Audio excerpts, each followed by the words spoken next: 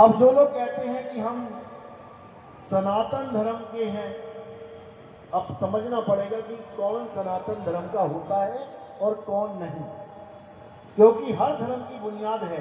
हर धर्म को आप नाप सकते हो कि कब से शुरू हुआ है। ईसाई धर्म कब से शुरू हुआ? जब से ईसा मसीह आए। बुद्ध धर्म कब से बौद्ध शुरू हुआ? जब से बुद्ध आए। जैन धर्म कब से हुआ? जब से जैन महाराज आए। ऐसे ही मुस्लिम धर्म कब हुआ? जब से कुरान शरीफ आई, तब से मुसलमान धर्म बना।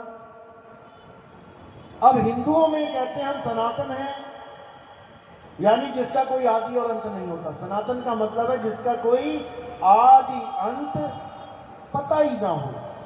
लेकिन तुम पूजा किसकी कर रहे हो? राम जी की। तो राम जी का तो आदि पता है हमें, त्रेता में आए हैं। अब कोई कहे मैं कृष्ण जी का पुजारी हूं, तो कृष्ण जी कब आए? द्वापर में आए हैं, उसका भी हमें आदि पता है। कोई कहे विष्णु जी का, तो उनका भी पता है कि सतयुग में आए। सनातन क्या चीज है? सनातन का मतलब क्या है? जब तक ये समझ में नहीं आया तब तक हम कितना ही कह ले कि हम सनातनी हैं, हम सनातनी नहीं। सनातन का मतलब होता है आत्मा। आत्मा ही सनातन है। ये आत्मा की डेट बताओ, आत्मा कब आई?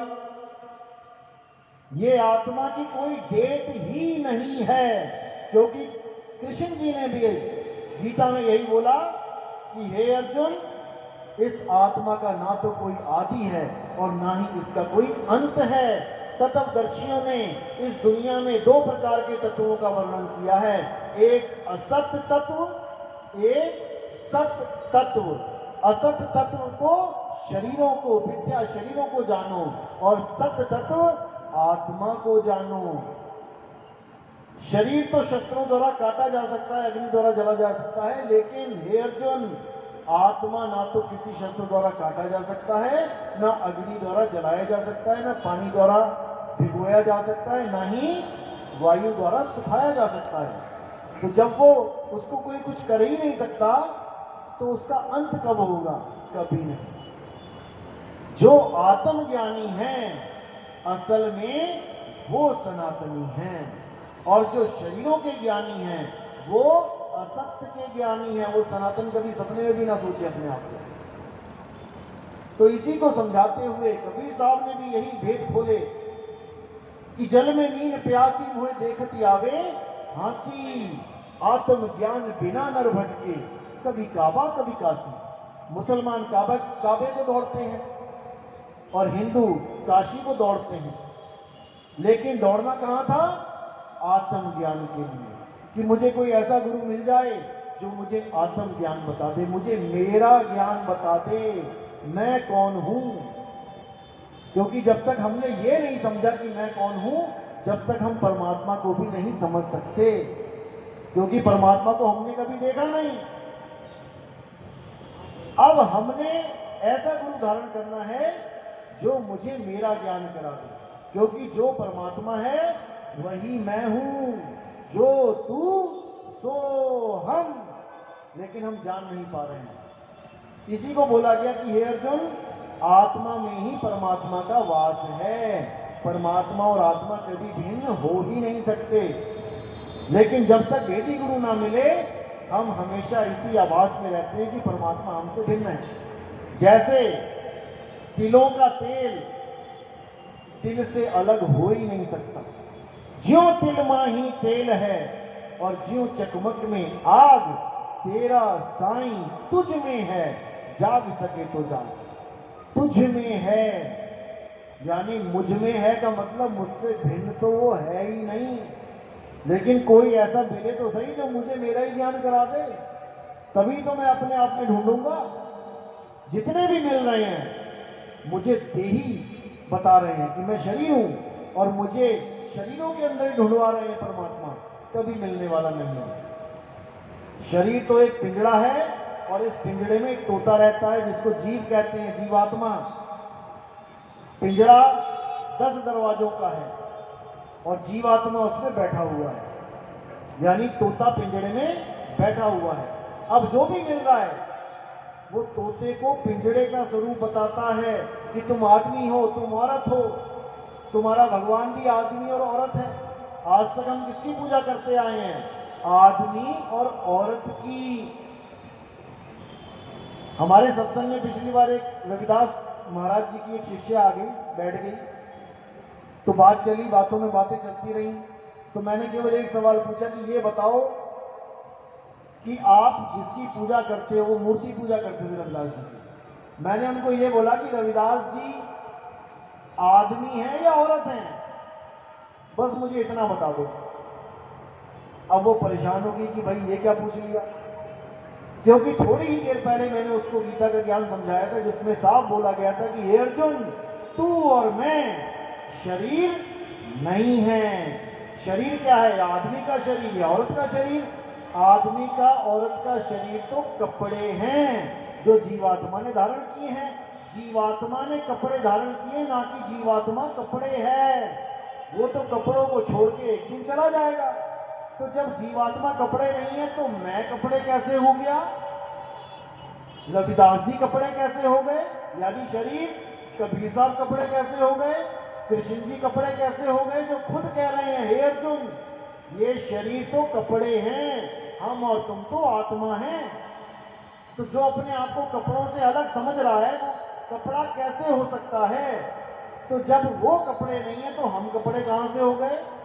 यानी मैं आदमी कैसे हो गया और तुम औरत कैसे हो गई? आदमी और औरत तो कपड़े हैं, ना तुम कपड़े ना मैं कपड़ा, ना तुम औरत ना मैं आदमी, तो क्या है? तो वो अपने मुंह से बोली कि हम आत्मा हैं। तो मैंने उससे पूछा क्या हम आदमी और औरत हैं? तो कहती नहीं, हम आदमी और औरत नहीं है। इतना ज्ञान तो उसके समझ में आ गया। लेकिन अब अगला सवाल जब मैंने रख दिया कि रविदास जी क्या हैं, आदमी या औरत, अब वो चक्कर में आ गई। अब क्या बोले? अब वो बोल ही नहीं सकती कि रविदास जी आदमी हैं, क्योंकि रविदास जी तो आत्मा हैं। आदमी औरत तो कपड़े हैं। तो सारी उम्र किसको पूछते रहे? कपड़ों को। रविदास जी का तो भेद पता ही नहीं लगा। कबीर साहब का तो भेद कबीर पंथियों को पता ही नहीं लगा कि कबीर साहब हैं कौन। उनकी मूर्तियां बना बना के पूज रहे हैं, जबकि कबीर साहब से बड़ा विरोधी कोई था ही नहीं मूर्ति पूजा का। लेकिन आज उसी के नाम पे करोड़ों रुपए के मंदिर बना के बैठे हैं। यही अज्ञान है और कहला रहे हैं मठाधीश कबीर पंथी। दिक्कत तो ये है। तो कबीर साहब यही समझा रहे हैं कि ना मैं आदमी और ना तू औरत, हम दोनों ही आत्मा हैं और इसी आत्मा का ज्ञान हमें प्राप्त करना है। इसी आत्मा में परमात्मा छुपा बैठा है। तो साहिब ने साहब बोल दिया, जब लगना चीनोगे आत्म, तब लगना मिली है परमात्म। आत्म चीन है, परमात्म चीन है, संत कहावै सोए, और यह भेद काया से बाहर, बूझे बिरला कोई। ये भेद ऐसा है जो काया में नहीं है। काया में क्या है?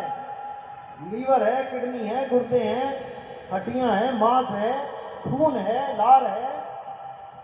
ये मिलेगा काया में, परमात्मा नहीं मिलेगा। ये तन विष की बेलरी, गुरु अमृत की खान, और शीश दिए जो गुरु मिले तो भी सस्ता जान। ये तन है विष की बेलरी, इसमें 9 दरवाजे खुले हैं, 9 दरवाजों से गंदम गंदा निकलता है पूरा दिन। इस गंदे शरीर में परमात्मा तो मुझे नहीं लगता कि वो रहे इसमें। इसमें तो जीवात्मा फंसी पड़ी है। 10 द्वारे का पिंजड़ा, तामे बोले पौन, रहीबे को अचरज है, उड़ा सो अचरज कौन। आप तोते को रखो पिंजड़े में, एक दरवाजा खोल दो, उसका एक ही होता है, उसी वक्त फुल हो जाएगा। लेकिन इस पिंजड़े के 9 दरवाजे खुले पड़े हैं, लेकिन ये फुल नहीं हो रहा। तो कहते हैं रहीबे को अचरज है, 9 दरवाजे खुले हैं, तब भी तोता नहीं उड़ रहा, मुझे तो अचरज होता है। और उड़े सो अचरज कौन, अगर चला भी गया तो क्या रोना भाई, पिंजरे तो दरवाजे वैसे ही खुले हुए थे, निकल गया। लेकिन नहीं समझ में आ रहा। अब इसी को बार बार कबीर साहब यही समझाने की कोशिश में रहते हैं कि भाई मूल ज्ञान को समझो। मूल क्या है? जड़। इस सारे संसार की जड़ क्या है? ये सब कुछ कहां से प्रकट हो रहा है?